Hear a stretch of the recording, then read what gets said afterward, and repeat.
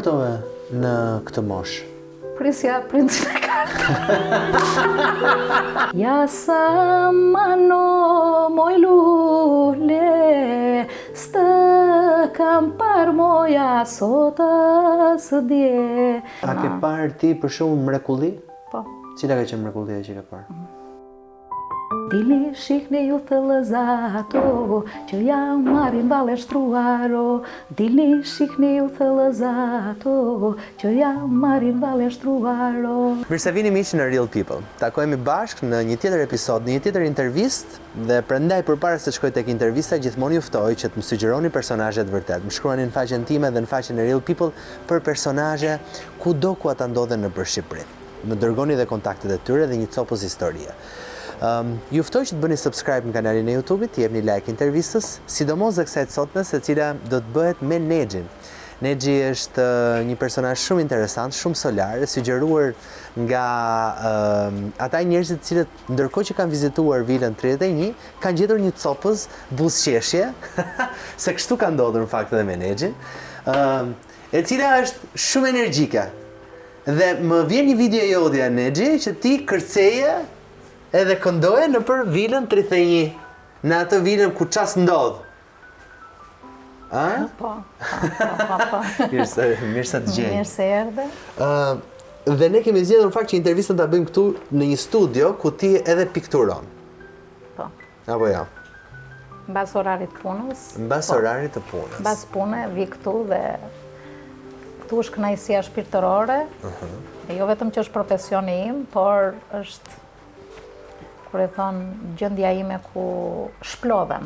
Këtu shplodhem. Mbasi mund të lodhem ndonjëherë edhe te vila, kështu që këtu vi shplodhem. Në fakt, ti tek vila ke një punë krejt tjetër nga kjo puna jote këtu. Çfarë pune bën aty? Punëtore. Punëtore.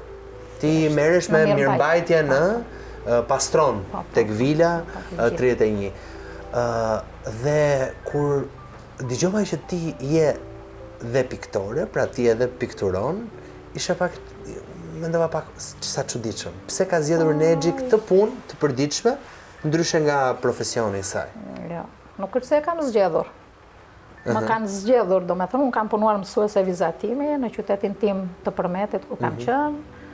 Kam punuar 10 vjet, kam punuar përgjithëse kulture në Vatër Kulture në Lëshic. Jam marrë me fëmijët e talentuar gjithkohës 10 vjet. Kam punuar me fëmijët më të talentuar të qytetit tim, në Përmet, në Këlqyr, do me thënë. Pastaj deri në 97-ën, në 88-ën, në asaj luftës të brendshme, si ta quajmë, me thënë, këtu në Shqipëri, atëherë jam shkëputur, kam ardhur në Tiranë. Edhe kam aplikuar te fshati Sos, kam punuar një 2 vjet te fshati Sos me fëmijët, po aty kam punuar atje si kujdestare teze që quhen aty me. Po më tepër, nga që dinin që unë kisha mbaruar. Kujdestare teze apo? Po, teze nga të rrisin fëmijët. A teze? Se quaj nën edhe teze, nga që ata janë fëmijë me probleme sociale, edhe ishte një gjë shumë e bukur. Punova 2 vjet, pastaj dha dorëheqje vetë që u largova. Po pse? Po atje i donin beqare. Nuk i donin. Si i donin beqare? Po, i donin ato që punonin aty, i donin që të ishin beqare, se duhet të rinin non stop aty në fshat që quaj, edhe ne që ishim një 8 vajza, me të një çik në moshë më të madhe relativisht, edhe duhet ishim të përkushtuar ndaj këtyre fëmijëve mbasi qenë njërë të braktisur nga prindrit e tyre dhe nuk duhet të braktisëshin për herë të dytë. Kështu që unë mbasi më doli fati, dash dorëheqje dhe pse isha shumë e kënaqur, do me thënë, se merrsha drejtori që i fshatit Sos, ka qenë një leka filtë, e mbaj mend si tani. Ai nga që dinte që unë kisha mbaruar për pikturë dhe ti do të merresh vetëm me fëmijët e talentuar, isha e privilegjuar përveç punëve të përditshme, merrsha me këto fëmijët, edhe kam pas një 2 fëmijë që kanë vajt në lice për pikturë. Nuk e dia kanë vazhduar më të lartën, po që i kam çuar. Ndoqën këtë lloj pasioni, po, këtë pasioni dhe kam punuar, i merja, i çoja nga krevati, vija një objekt ashtu siç më kanë mësuar dhe mua, kur isha e vogël, do me thënë, që kisha pasion pikturë. Ti sa vite ke jetuar në Përmet? Ti ke lindur dhe je rritur aty? Lindur dhe rritur në Përmet. Lindur dhe rritur në Përmet. Pra ti je një vajzë përmetare. Përmetare puro. Origjinën e kam në zonë Dangëllis, me thënë zona e Frashërit. Me thënë që i bie që mund të jem, jo mund të jem, po jam stërmbes e vëllezërve Frashërit. E vëllezërve. Po, basi mami më ka treguar që gjysha mami ti me gjyshën e vëllezërve Frashërit kanë qenë vajza tezash. Pa shiko, pas ke lidhje të vërtet me ta. Po, jo, kështu. Prandaja kam një damar, kështu që edhe shkruaj, më jepet, do me thënë, edhe poezi, shkruaj. Pra lidhje e ke fort me artin, në? Shumë të fort. Gjatë një periudhe kohë, të gjatë nuk është se nuk kam punuar. Mersha vetëm kështu me piktura për qef, si ta temi me porosi, apo në për kopshe, kam bërë te kopshi 42, po kam bërë piktura murale te kopshi, më kërkonin zyshat e Gocës, basi kur linda Gocën. Me thënë punoja në mënyrë private, si ta quajmë kështu. Thënë kur në një moment të ngusht ekonomik, basi kisha dhe burin pa punë, të kryova familje, ishte edhe i pa punë, edhe unë pa punë, dhe u detyrova se s'fut shakur, do me thënë që të bëja një punë jashtë profesion. Dhe sa këtë do tani që punon aty? 10 vjet. 10 vjet. Si në maj, pra nise sa për të kaluar një periudhë? Nise sa për të kaluar një periudhë, pastaj ngeca. Basi edhe aty puna ishte shërbim qeveritar, normale, dhe ishte me evente, kupton ti. Ishte një punë e bukur, po e lodhshme, me të çike dhe vështirë. Me thënë. Po sot do ta kishe zgjedhur, do vazhdoj më të punoje aty? Me zgjedhjen tënde? Jo, tani më pëlqen për faktin që është bërë dhe Art Explorer, e kupton ti, dhe ka dhe artistave aty gjej veten, do me thënë, ose kur janë xhiruar filma, e kupton ti, kanë bërë këngëtar edhe të njojtur, që kanë bërë më vonë. Kë ke takuar nga këta të njohur? Ky Renis Gjoka, me Aleksandr Gjokën, ai ka qenë i pari që ka bërë një kështu me rock. Një klip aty. Klip, me rock në fillim fare. Cilat janë pikturat e tua këto? Piktura ime është... Jo, kjo që është më e vjetër. E cilit viti është ajo? E vitit 94. Në 94? 94-ës. Kush është vajza në... Tashi... Faktikisht këtë e kam pas në një ekspozit në Përmet, edhe gjithë thoshin që kë ke pikturuar këtu. Po që duhet ke bërë, edhe qeshin nga që motra ime ka pas një trup të bukur, edhe thoshin ke bërë trupin e motrës dhe kokën e kushurirës. Në fakt, është marrë, do me thënë, pjesë do me thënë nga njerës, po edhe është ilustruar ndryshe. Me thënë është bërë në një perëndim dielli. Interesante. Po unë këtu kam pak piktura, nga që thash punoj jashtë orarit punës, edhe nuk është se më ngelet shumë kohë, ose të shtunave të dielave që punoj. Kurse kjo është tani një çik më kontemporane, e kohës më moderne.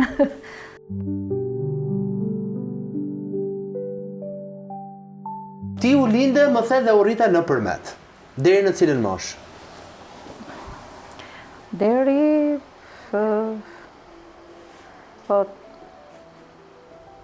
Deri 35 vjeç. Deri në 35 vjeç qëndrove në Përmet? 30 vjeç. Nuk e mendove asnjëherë ta lije Përmetin?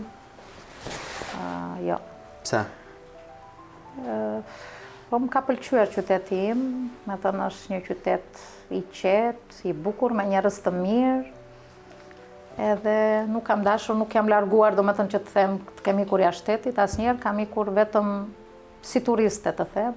Në Greqi, ku s'ka përmetar që mos të shkoj në Greqi, edhe familja ime nuk ka ikur ndonjëherë. Nuk janë larguar asnjëherë? Jo. Se ke menduar pra kur emigracionin? Jo, nuk më ka pëlqyer. S'kam dashur të iki larg familjes asnjëherë. Si ka qenë kjo periudha të punuarit me artin dhe me artistët, dhe më pas punuarit më pas me shërbimin?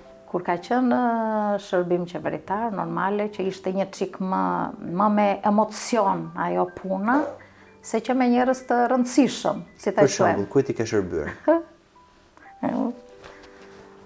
Të gjithëve më. Kujt? Të gjithë deputetët që kanë qenë, ju kemi shërbyer.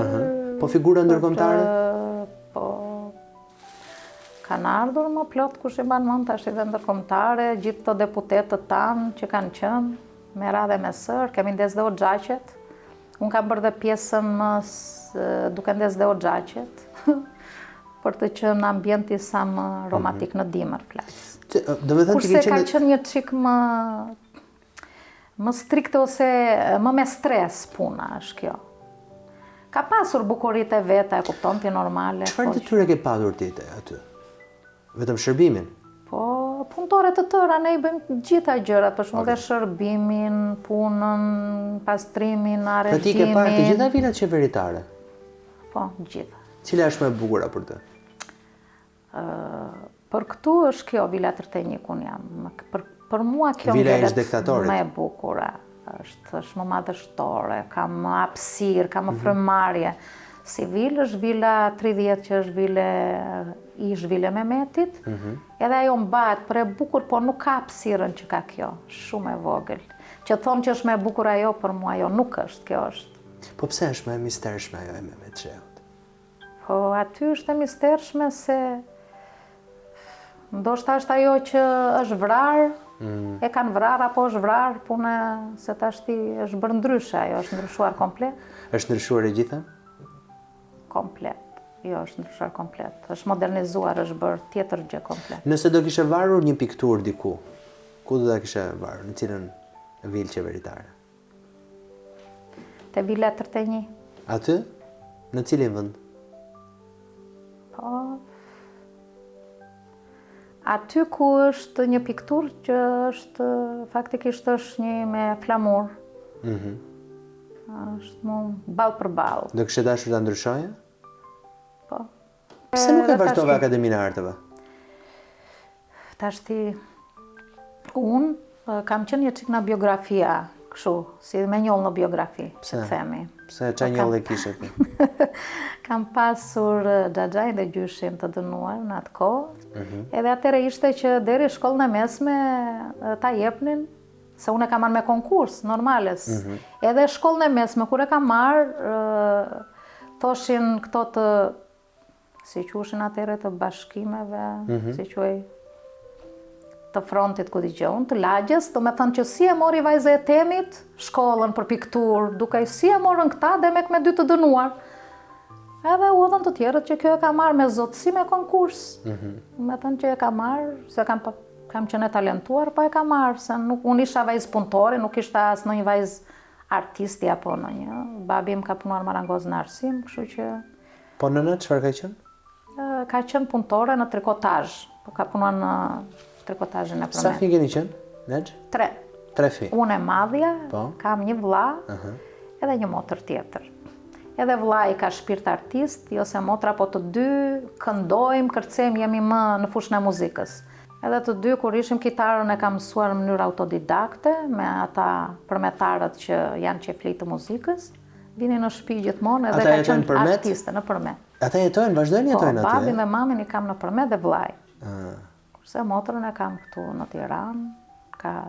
Si ka qenë fëmijëria jote në përmet? Po, si fëmijëria e gjithë shqiptarëve në përgjithësi, me thënë që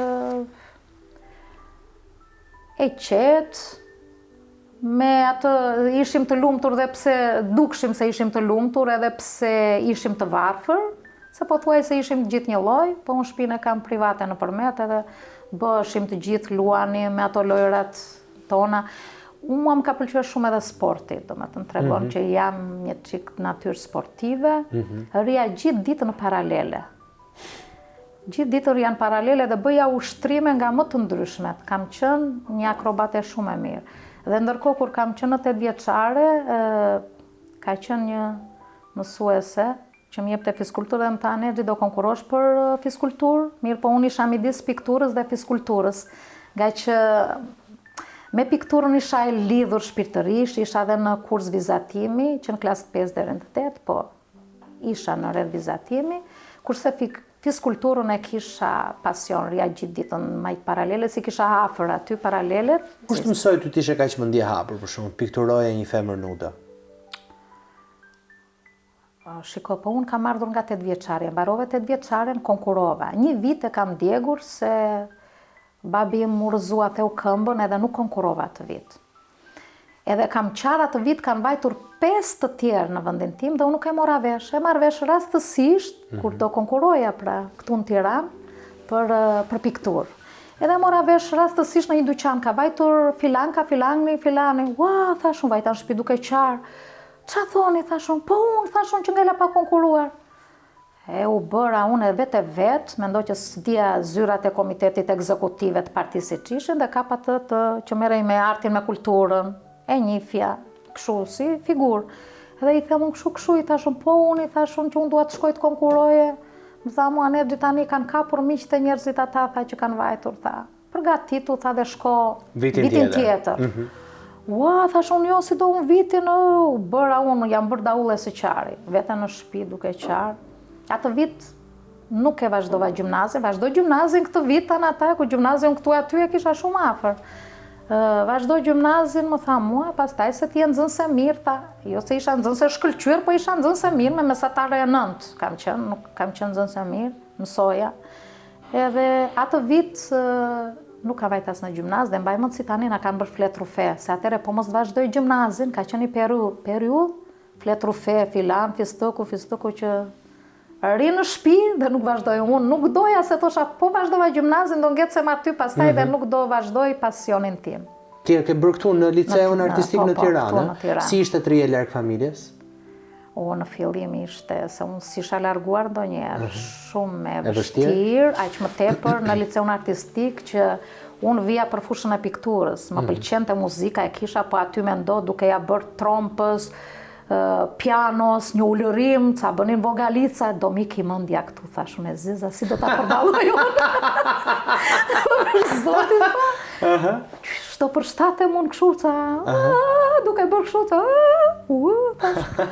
studionim deri në 10 të darkës, normale, po konviktin e kishim afër, ne shumë afër, 5 minuta përballë që e flini. Si do ta përballoj unë, do ti unë përshtata se nga që muzikën e kisha me shpirtin, shoqet gjitha i kisha muzikante. Kam një shoqe që ruaj dhe sot, atë është Sofia Kolgjini, është këngëtare dhe është mësuese të Institutit të Verbëve, është e verbër. Edhe atë e shoqëroja e fusja kraun gjithmonë që aty do të thënë kam qenë shumë edhe humane si tip. Më pëlqente kjo pjesa që të ndihmoja njerëzit që kishin nevojë. Dhe ti fillove pastaj të ambientohesh me liceu? Pastaj u ambientova dhe unë vija në çdo saxo që bënin gjithë të muzikës, kam qenë vetëm nga të pikturës që unë vija mbas tyre. Pastaj unë rria vetë dhe këndoja. Unë isha në konvikt më shumë këndoja unë se sa ato që qenë për kanto. Qeshen po, unë e gjithë për piktura apo për kanto ke ardhëm, thoshen ma këndoja, domethënë, i këndoja gjitha edhe këto serenatat, edhe lapçet, si ti donin, domethënë. Përshtatësha me këtë gjë. Po hëm këndoj një gjë. Për shumë qëfar. Po këndoju. Një gjë për shumë, qërë më mendon ti? Qërë më kujtosh? Qëfar, do popullore, atleta, se këndoj dhe përmetare. Me një gjë nga zona jote, përmetare. Një gjë përmetare. Po mirë, një përmetare. Për shembull, që njifet kjo këngë e Vaskët Curit, ja sa ma në moj lule. Ja sa mano moj lule, stă kam par moja sota së dje. Ja sa mano moj lule, stă kam par moja sota së dje. Stă kam par moja sota së dje. Dil pak moj në penxhere, o dil pak moj në penxhere, të shomoj se cila je. Bravo! Sa bukur këndoke! Me gjithë se kam dhe i qik emocione, se pa prova, pa gjë. Po që të duhet prova, Ligji? Më keni kapur këshu apasës. Që të duhet prova? Po kjo është e bukur e një... Aty të vila më thonë, për shembull, kanë bërë një aktivitet me të qëndisur nga gjithë këto zonat, që nga Bangladesh ishin dhe unë edhe si piktore që jam, e bëra atë qëndisjen më të bukur, bëra pentagramin dhe solin. Ajo imja doli me bukura se ne kemi qëndisur, jemi brezi qëndisjes. Edhe ju këndoja këtër, unë blodhën ato grupë gjithë, ishin mbrapa kuintave, ato s'dinin gjë, ishin në një si gazetar si puna juaj. Edhe unë jam mora këngës edhe këndova të lëzat kur bisedojnë moj të lëzat, o të lëzat kur bisedojnë moj të lëzat, e shoqe në qengat smojnë moj të lëzat, e shoqe në qengat smojnë moj të lëzat, dili shikni ju të lëzat, o, që jam marin baleshtruar, o, dili shikni ju të lëzat, o, që jam marin baleshtruar, o. Bravo! Shiko, ti që nga shpirti festës, më thuaj pak si kur shtrohet një tavolin, ti çfarë bën aty? Cili është roli jot? Po, unë jo vetëm këtë, po, unë lën nam në të kërcyer. Kërcen shumë? Se sikur më vë korrentin, po vetëm nuk sa njerë kishim një aktivitet për vit të ri, edhe ishte një shefja unë që këto janë të reja, normale. Asnjë valle nuk kam lënë pa kërcyer, më tha, ma, dalemi gru, tha ajo, tha, më ke çuditur, tha, ku e gjen këtë energji ti, tha. Po qeshëm se në njerë këto, ose shefet, ose këto shoqet e mia, do me të kur kanë qenë, ua, tha, ti tha, vetëm këtu nuk lodhesh, më tha, ma, në pun lodhesh, i thash, këtu jam në fushën time, avash. Nuk lodhet njeri nga qefi, po, nga qefi nuk lodhet njeri, jo, valla, jo. Me të aty unë shplodhem, do me të, po të më shikosh ma në një fest, unë jam këshu. Të erdhi keq Nexhi që një njeri që është artist duhet të bëj një punë në shërbim? Është i për të ardhur keq është, po çfarë bëjmë, është pjesë e jetës dhe do përshtatemi. Me të nuk detyrohesh nga... Çfarë tha bashkëshortja? Jemi, çfarë do thoshte, s'është s'ta gjë. Ti në atë kohë mbaje vetëm ti familjen?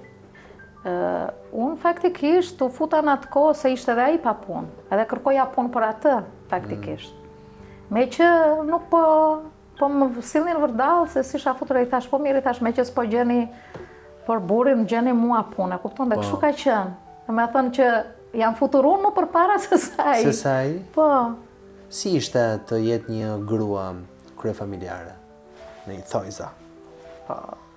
Kur them kryefamiljare, pra të jetë shtylla ekonomike e familjes? Po, është e vështira që më tepër që rrogat edhe këtu të ne kanë qenë të ulta, nuk kanë qenë as rroga. Tani shqyr që janë ngritur një çik, tash po, domethënë, të themi që jemi mirë në të krahasim, se kemi filluar me një rrogë 250.000 lekë, të vjetra dhe të mbash shtëpinë është. Edhe unë si punati e kam bërë rria 6 muaj në Përmet, 6 muaj në Tiranë, kur kisha bashkëshortin pa punë. Me gjithë gocën, bas lindjes së gocës, atëre e rrita, kam dënjur, nuk është se kam punuar gjatë kësaj periude, ke parasysh që me si unë e kam bërë një moshë të madhe, 40 vjeç gocën, dhe ishte një gjë e veçantë. E prisje që të bëshe në 40 vjeç? Apo shumë e vështirë? Po, kisha, unë jam njëri solar vetë, jam besimtare, besoj tek Zoti dhe thosha që me thënë do bëja një fëmijë dhe e kam bërë vetë pa si që bëjnë tash me këto teknologjit vetë. Pse u martove në këtë moshë? Po, prisja princin e kartë.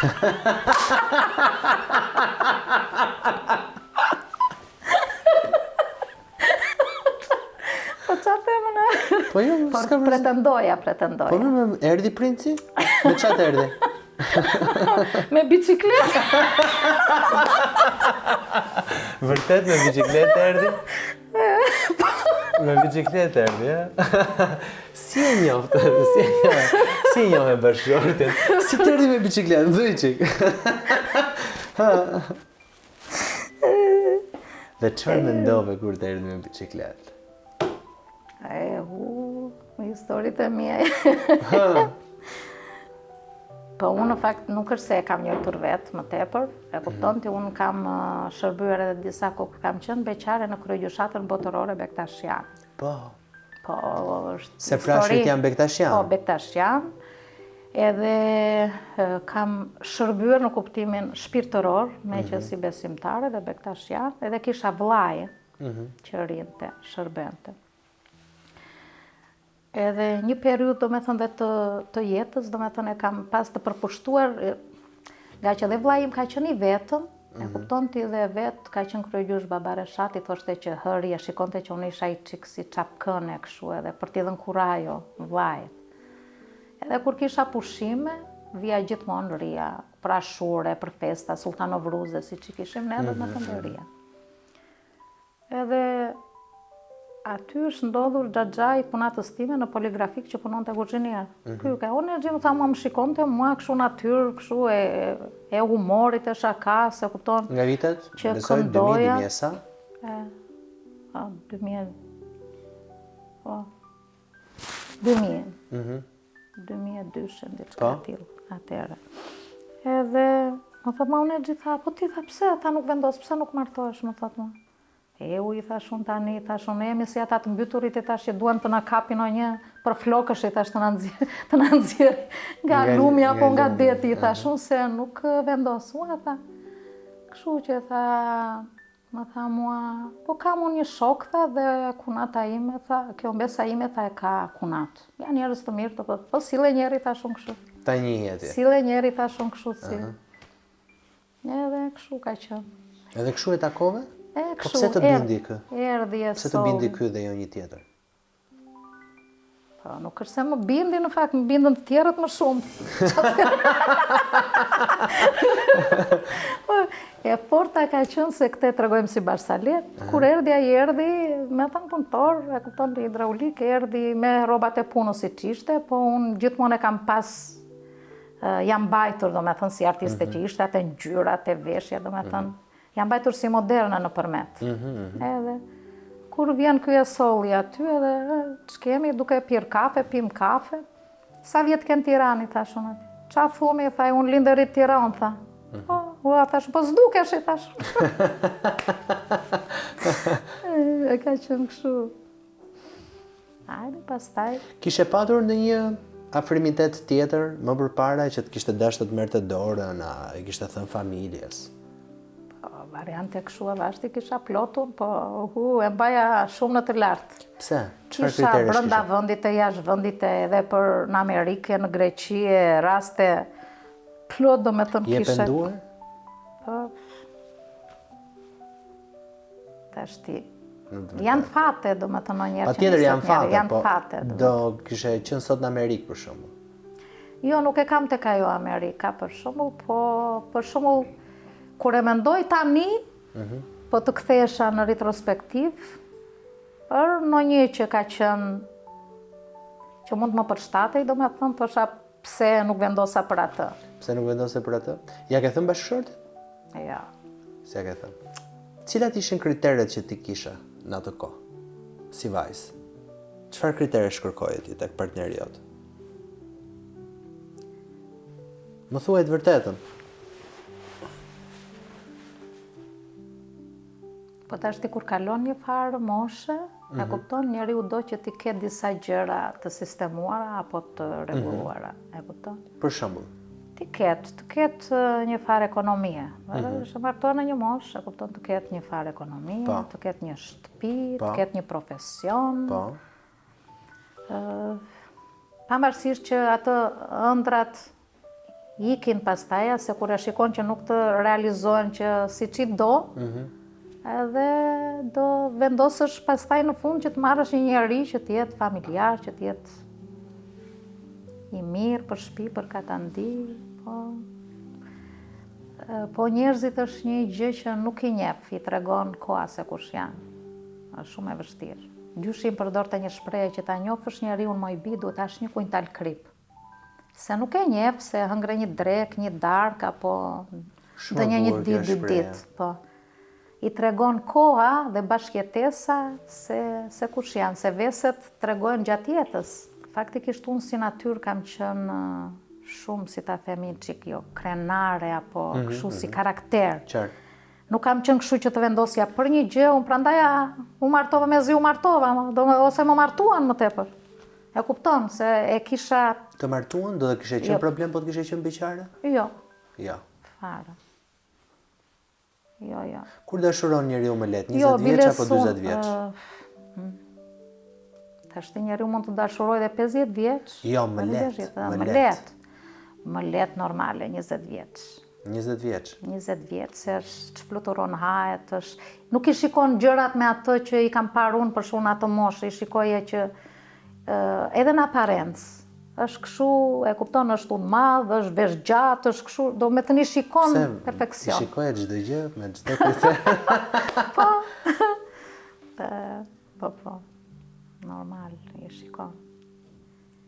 Me thënë, duke njojtur veten, varet se çfarë kërkesa shke, kupton, duke ditur veten se kush je, kërkon, them ndoshta jo më lart se vetja, po të paktën ta kesh afër vetes. E kishe patur ndonjëherë ndjenjen e mëmësisë?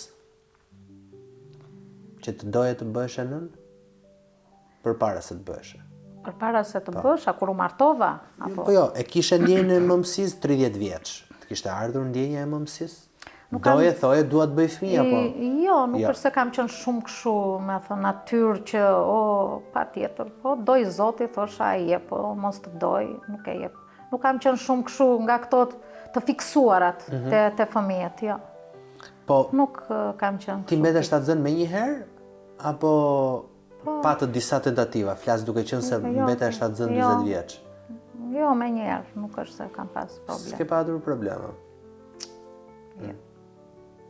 Më thej që feja ishte shumë e rëndësishme në jetën tënde. Për një artisti dhe feja është pak abstrakte. Sepse duket sikur janë dy vija paralele që nuk puthiten asnjëherë. Pse beson kaq shumë Zot? Po tani Naim Frashëri ka qenë shkrimtar, ka qenë poet, po ka shkruar Qerbela në vargje. Që neve e kemi pas të ndaluar dhe ai shkruan gjithë luftën e Qerbelas, e ka shkruar në vargje. E ka bërë, mendoj që ka bërë me frymëzimin e Zotit këtë gjë, me frymëzimin e angjëjve të Zotit, diçka e tillë. Edhe ai ka shkruar ëngjëll që mu qase pran nga i madhi Zot, do më rrëfesh Qerbelan që të qaj me lot. Jako e vërtet, ai de poshta të pjet, pa më rrëfe, bukur e mirë, më rrafeti për Alin, për Hasan e për Hysen, për të mirën Fatimen. Është gjithë ajo. Komplet në vargje. Dhe këtë e ka bërë, se ata e ka marrë frymëzimin nga baba Alushi, që ka qenë në teqen e Frashërit, kanë qenë të frymëzimi shpirtëror. Pastaj kanë vazhduar në Greqi edhe në... A ke parë ti për shumë mrekulli? Po. Cila ka qenë mrekullia që ke parë? Po. Tash janë një çik mistike këto gjëra, e kupton, për të treguar, po janë një çik kështu, kanë qenë rrethana të caktuara, që kanë qenë disa gjëra ose objekte që që nuk i shohin dot gjithë. Edhe unë e kam parë se ato janë si ta themi, si hije, si dritë, si çfarë ke parë? Është që ke vështirë për të treguar. Jo, ma thuaj se duhet ta kuptoj. Se kështu, njëherë kam pas një varse që ka qenë, dhe unë jam bektashiane, po ne bektashianët jemi më jo liberal, tolerant se këto fete tjera, nuk jemi fundamentalist. Edhe këtë varsen në pas viteve 90, që nuk kishte sa u hap feja, dhe babi im ka qenë nismëtar i fesë nëpërmjet kur u hap, që u hap Bashkësi Islame quhej atëherë, edhe pse ne ishim bektashian. Edhe këtë varsen ja marr gocës Hallës, pa ajo ishte Shënmëria dhe Jezu Krishti, në fakt. Nuk ishte. Edhe ishte në një kornizë të vogël dhe duke me refleks, herë Shënmëria herë Jezu Krishti. E i thashun kësa ma jep mua, i thashun se ti nuk je në një besimtare. Ma dha në fakt nuk u tregua. Dhe unë e ruaja vërtet si gjë të shenjtë këtë gjë. E ruaja si relike dhe e kisha të ndjesin që sa herë që unë veja në tualet e hiqja. Se nuk duhet të veja për nevoja personale në tualet me këtë gjë. Edhe këtë gjë unë e kisha është shumë interesante dhe kjo është që të tregova i çik për ëndrrën. Që është ëndër e vërtet. Si ëndër e vërtet, e vërtetuar domethënë. Edhe unë sa herë që veja në tualet, nuk haroja as edhe një herë që ta hiqja, mos të veja me atë në tualet. Një dite do bëja dush, e kisha. Tash ti përtova, isha do bëja dush, kam qenë përmet, gjatë kësaj kohë, se isha ere beqare. Edhe e heq edhe vë mbi robat e mia aty në peshqirë, e vë këtë gjën, e vë aty. Harova, e kupton ti? Dhe mbasi në ora 12 e natës, 12:01, do me thënë, më shfaqet në ëndër. Kjo që unë lash aty, Tani kjo ishte edhe një pjesë e besimit tim, mendoj si taj është besimi im që unë nuk e li asnjëherë, ja që atë moment unë e harova. Edhe mbasi bje në gjumë të thash fle dhe më del, e shikoj tamam, me thënë më del figura e Jezu Krishtit, unë shpinë e kam private në përmet dhe më del tamam stiluet me të bardha, veshur dhe me të mjekrën si që është në gjillore. Identik, ai që kam parë në për filma. E qartë. Normale, në për filma. Edhe më bën dorën kështu dhe më thot, në ma inë qika të më thot mua, për varsen. Në ma, i thëmë unë jo, sa unë me zjam orarianës, të tregoj atë vërtetën, realitetin, unë me realitetin. Në ma më thot mua këtë, thot. Në ma tha se nuk po e mban dot. Nuk po e mban dot. E më zgjati dorën kështu tamam. Jo, unë e shtrëngoja. Ai e mori, instinktivisht. Do me thënë si erë. Ua, unë kështu. Në moment unë çojmë nga gjumi. Se zgjohem me gjithë atë. Çojmë nga gjumi dhe direkt vete në banjo, vete në tualet, atje ku e kisha lënë. Kur vete, unë gjej vetëm kornizën dhe nuk gjej fotografinë e Jezu Krishtit. Si ma shpjegon këtë? Zinxhiri ishte me gjithë pjesën e kornizës, edhe fotua për shembull si temi brenda, që ishte kështu si me peçiklas. Mungonte. Kush është duku në orën 2 të natës? Kam qarë, se nga që isha, ju thashtë atyre në shtëpi, se e dinin, e kuptonin. Unë e gjë mos bëj kështu, se kush e di, po unë i kam besimtar të gjithë njerëzit, edhe më besojnë, prindrit, se në ata e kam marrë këtë gjën të besimit. Po, tha, kjo ishte një provë, do me thënë, ta dha Zotit ty provë që shikoj që, do me thënë, që ekzistojnë. Për kjo është vërtetësia. Po baba Reshati, thonë që ka patur shumë fuqi. Po, unë i kam shërbyer baba Reshatit, në kohën e baba Reshatit, dhe jam hype. Baba Reshatit është një që ne bëjmë një ritual tjetër, me thënë, me Bektashianët bëjmë një falje jo si të tjerët, më mistike. Po, si quhet? Kërse quhet falje është në Mejdan, falje Mejdan. Falje në Mejdan që bëhet kur ka festa, gjëra të caktuara, kur... Me thënë dhe unë vete herë mbasere, do më thënë vete edhe tashti. Po baba Reshati ka qenë i fort. Ka patur fuqi? Ka pasur fuqi, mendoj.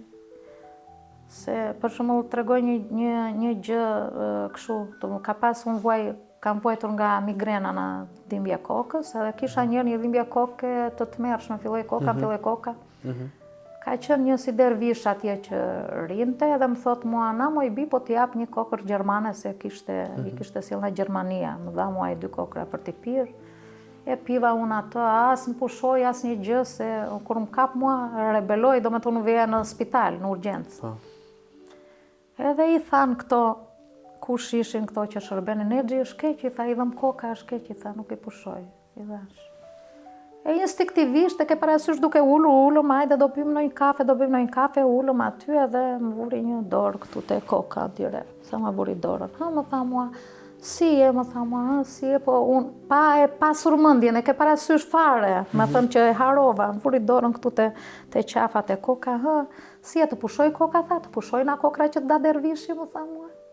Ky. Edhe unë i thash, jo, i thash, na jo kokra i çfarë, i thash, s'më bëri asnjë gjë kokra.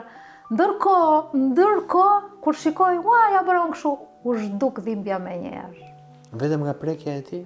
Vetëm aty. Cila është mrekullia më e madhe që e parë nga baba Reshati?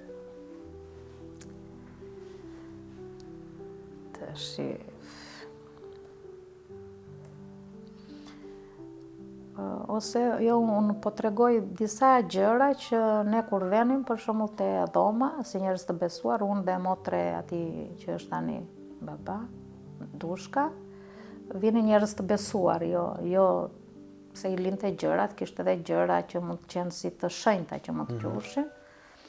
Edhe unë në fillim, edhe unë nuk është se kam ditur kaq shumë, nuk besoja, po jo që... Jo, deri në këtë pikë sa të dija çdo gjë. Nuk e dija, për shumë gjëra nuk e dija. Edhe pyesja. Po kam pasur atë tipin që unë pyesja, po ç'është kjo? Faktikisht, te kjo feja jo nuk duhet të pyesësh shumë, thonë. Me thënë nuk duhet, do me thënë që të fysh në shumë të thella. Po Po unë si natyrë kështu kurioze, me të gjithmonë nisha pyesje. gjithmonë. Unë i kam bërë dhe portret Baba Reshatit më ka pozuar direkt shumë një të madhe, nuk e di ku e kanë Elbasan, po rinte më pozonte. Edhe çuditëshin ata që ua, të ri Baba Reshati, ty më thoshin mua e kërkonin njerëzit për halle për probleme, ai rinte më pozonte mua ulur. Thoi që tani pozografise. Edhe do dalte kjo pjesa që do them. Dhe pyeta? Edhe po pastronim, siç po pastronim tavolinën, këto reliket, gjërat e vogla të bufes që kishte ai, edhe ishte kjo motre Babamondit, Dushka. Unë kam jetuar me ato, me timën e Kësaja edhe me Dushkën, kur kishte kështu festa të mëdha Ashure, Sultanovruze, gjëra, ne rinim aty, do me thënë edhe flinim se kishte vende në një dhomë të përbashkët, të katërta, edhe po kjo ç'është tash, unë ishte një formë, një gur, tamam gur, po forma e gishtit, tamam gishti dhe këto, që ka gishti këto, pjesët këtu, e kthyer. Ishte gur, me thënë me shenjë si gisht. Ua, thashun, po kjo me shenjën e gishtrirë. Po si brum i kthyer në gur, tamam, ishte brum i kthyer në gur. Edhe, ua, thashun, kjo tamam, se kisha parë ndonjëherë, ishin gjëra që mbashin, e kupton, të veçanta, relike. I thash, po kjo, i thash, e kujt është, i thash kësaj. Dhe ti Nexhi më tha, Dushka mos pyet shumë, tha, se ti tha, nuk duhet. I thash, po jam kurioze, ta, më tha kjo, ta, ky, tha. Pa mbaruar fjalën unë, futet Baba Reshati, kishte një hije kështu, ai me atë jashilën kështu, dhe erdhi ula aty, e mori. Siç e kisha unë që po i pastroja gurin, tha, e mori e puthi atë guri Haxhi Bektashit, tha, që qofshim fal, tha. Me thënë, ma dha përgjigjen e doje, më tha mua kjo përgjigjen, ta dha vetë sikur më dëgjoj. Këtë që unë doja të ndija, ma tha vetë ai, tha, guri Haxhi Bektashit që qofshim fal, tha, dhe puthi, ka qenë, tha, duke ka bërë mrekulira, që kemi emrin e Bektashi, Haxhi Bektash Veliu, edhe ka qenë në magje duke bërë brum, edhe brumi është kthyer në gur. Ton ti është ajo, ju ka treguar njerëzve, pra, dhe gruri. Ai kishte edhe disa gjëra, gruri i kthyer në gur, edhe monedhat. I shikoja të shkruara në atë persisht, arabisht si ishin. I kam parë vetë me sytë e mi. Që ishin të kthyer Grur ose elb tërshër kishte. I mbanin një kuti të vogël që i kanë marrë atje në Haxhi Bektash, që është tutje në Anadolu. Unë dhe atje kam vajtur, në këto vendet kështu të shenjta kam vajtur, i kam vizituar. Çfarë mendon ti që është fati yt në këtë jetë? Ndonjëherë fatet, themin e ndonjëherë që dhe fatet edhe si ti bësh. A kupton?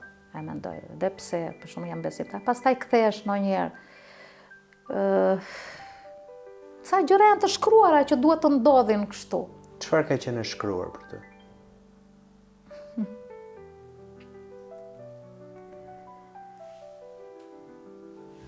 Po, tash ishte çike vështirë të këto gjëra se janë relative. Unë jam ajo që them ndonjëherë edhe si ta bësh fati, e kupton që e ke në dorë, po të duash. E ke këtë fat, e kupton ti? E heq edhe vazhdo një fat tjetër. Se njeriu është i lirë, domethënë, te këto gjëja. Por njeriu është skeptik te këto gjëra, se duke qenë besimtar, prandaj të lën këto gjërat që të rish aty ku je. Pra ti o e ke shkruar fatin tënd, ose fati ka qenë i përcaktuar. Po një gjë dim që ti je shumë solare. Në gjë unë të falenderoj shumë që e bëm këtë bisedën bashkë. U ndjeve rahat? Po, shumë mirë. Faleminderit.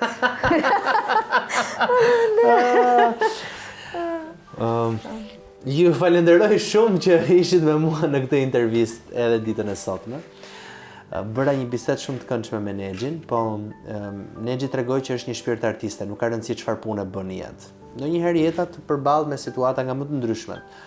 Nuk është gjithmonë në dorën tonë, por nuk duhet të heqësh asnjëherë shpirtin artist. Paçka se sot mund të jesh një njerëz që pastron, nesër mund të jesh një njerëz që mund të bësh një punë shumë herë më të thjeshtë, nuk ka rëndësi. Rëndësi ka që shpirti të jetë gjithmonë i gjallë. Falenderoj shumë Nexh. Mos harroni që të bëni subscribe të kanali YouTube-it Florigjini, të jepni like edhe kësaj interviste dhe të më sugjeroni personazhet vërtet në rrjetet e mia sociale. Gjithë mira, takojmë në episodin e radhës. Nëse të pëlqeu intervista, ndaje këtë video me miqtë e tu dhe mos haro, bëj subscribe në kanalin e YouTube-it Florigjini.